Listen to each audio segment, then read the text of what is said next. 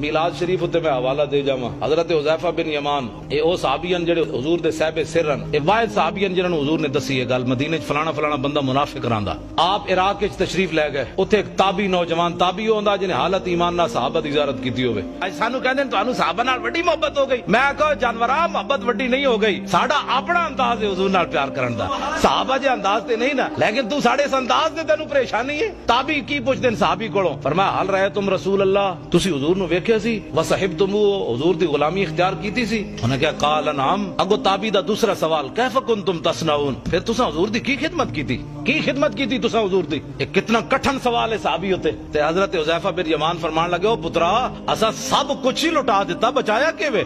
سب کچھ ہی حضور تے لٹا چھڈیا۔ اگو تابعی کی کہنے انہاں دا اپنا عشق دا غور انداز، انہاں کہا بابا ٹھیک ہے تساں حضور تے بڑی خدمت کیتی، لیکن واللہ لو کننا ادرکناہ ما ترکناہ یمشی علی الارض، فرمایا تساں حضور دی بابا بڑی خدمت کیتی، لیکن اللہ دی قسم ہے جے اسی حضور نو پاندے تے حضور دی غلامی ملدی، اساں حضور نو زمین تے نہیں سی چلن دینا، اساں سدا حضور نو گردناں تے چک کے رکھنا۔ صحابی نو چاہیدا سی اس تابعی نو ڈانٹ دیندے، چل اے وڈے عاشقا تو سانو سبق دین لگا عشق دا، نہ صحابی نے کو گل کے کیتی، فرمایا پترا اے دوبارہ گل نہ کری، تو تے میریاں وی چیخاں کڈا چھڈیاں۔